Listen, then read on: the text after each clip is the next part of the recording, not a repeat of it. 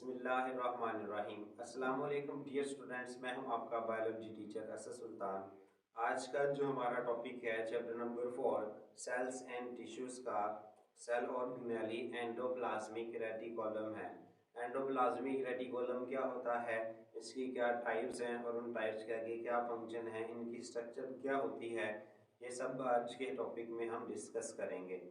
Endoplasmic reticulum, जिसको short form में हम ER भी कहते हैं, एंडोप्लाज्मिक रेटिकुलम इस नेटवर्क ऑफ इंटरकनेक्टेड चैनल्स, आपस में जुड़ी हुई नालियों का एक जाल है, दैट एक्सटेंड, जो फैला होता है, फ्रॉम सेल मेम्ब्रेन से टू द न्यूक्लियर इन्वेलप तक। तो ये असल में आपस में जुड़ी हुई नालियों का एक जाल होता है जो न्यूक्लियर इन्वेलप से लेके सेल मेम्ब्रेन तक फैला हुआ होता है। This network exist in two forms, ये दो शक्लों में पाया जाता है।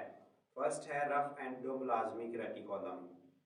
Rough endoplasmic reticulum is so named, इस वजह से नाम दिया गया है, because of its rough appearance, उसकी रफ सरफेस की वजह से, ठीक है, खुरदरी सतह की वजह से, due to the numerous ribosomes that are attached to it. उसकी वजह क्या है, उसकी वजह इसके साथ जुड़े हुए राइबोसोम्स हैं। राइबोसोम्स हमने पढ़ा था, छोटी छोटी ग्रेनुलर स्ट्रक्चर, दानेदार साख्तें होती हैं जिनको राइबोसोम्स कहते हैं। लाइक अगर आपके पास एक पीस ऑफ पेपर हो या एक कह लें कि एक पेज है, किसी आप अगर किसी बुक को या किसी रजिस्टर, किसी कॉपी को ओपन कर लें, तब एक हाफ पेज के ऊपर अगर आप करें तो साल्ट, नमक के छोटे छोटे दाने गिरा दें और दूसरी जो सरफेस है, हाफ जो है वो आप क्लीन रखें। तब उसके ऊपर से आप हाथ जो है वो मूव करेंगे, जहाँ पर आपने साल्ट गिराया है वहाँ की जो सरफेस है आपको खुरदरी महसूस होगी, रफ लगेगी, और जहाँ पर साल्ट मौजूद नहीं है वो सतह आपको स्मूथ प्लेन लगेगी। तो इसी तरह जो राइबोसोम्स जिस हिस्से के साथ जुड़े होते हैं एंडोप्लाज्मिक रेटिकुलम के, उस हिस्से को हम रफ एंडोप्लाज्मिक रेटिकुलम कहते हैं। उसकी वजह उसकी रफ अपीयरेंस है, जो कि राइबोसोम्स के अटैच होने की वजह से होती है। अब राइबोसोम का हमने काम देखा था। राइबोसोम का काम होता है सिंथेसिस ऑफ प्रोटीन, प्रोटीन की तैयारी करना।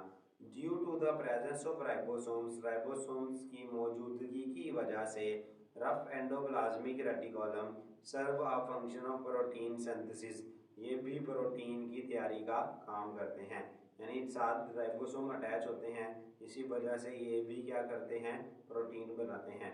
तो ये रफ एंडोप्लाज्मिक रेटिकुलम है, ये जो है जहाँ पर ये क्या जुड़े हैं, राइबोसोम्स अटैच हुए हुए हैं।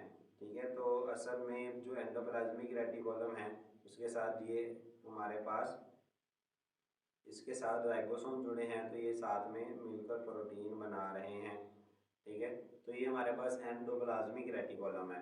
अब इसमें जो ये ब्लू कलर के ग्रैनुलर स्ट्रक्चर्स हैं, ठीक है, ये कंप्लीट एंडोप्लाज्मिक रेटिकुलम है, स्मूथ और रफ दोनों ही हैं। अब यहाँ पर जहाँ पर ये राइबोसोम अटैच हैं, ये रफ एंडोप्लाज्मिक रेटिकुलम है, और ये पोर्शन जहाँ पर राइबोसोम अटैच नहीं है ये स्मूथ एंडोप्लाज्मिक रेटिकुलम है।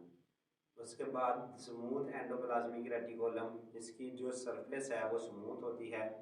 Rough smooth endoplasmic reticulum lacks ribosome, इसमें राइबोसोम्स नहीं होते, इसी वजह से ये स्मूथ होते हैं। It is involve in lipid metabolism, ये लिपिड्स की तैयारी में हेल्प करते हैं। It is involve in the transport of material from one part of cell to other part, ये सेल के एक हिस्से से मटीरियल को, जिसाम को सेल के दूसरे हिस्से तक ट्रांसपोर्ट करने का काम भी करते हैं।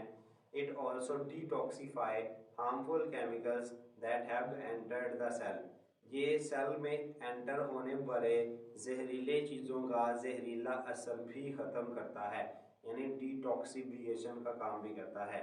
लिपिड मेटाबॉलिज्म करता है, चीज़ों की ट्रांसपोर्ट करता है सेल के अंदर, और डिटॉक्सिफिकेशन, जहरीली चीज़ों का असर जो है, जहरीला असर, उसको भी ख़त्म करता है।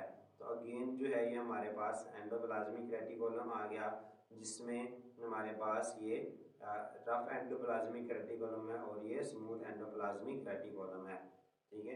तो ये वही डायग्राम्स हैं, ये आप देखें तो इसके साथ जो है छोटी छोटी ग्रैनुलर स्ट्रक्चर्स अटैच हैं। तो ये रब एंडोप्लाज्मिक रेटिकुलम है,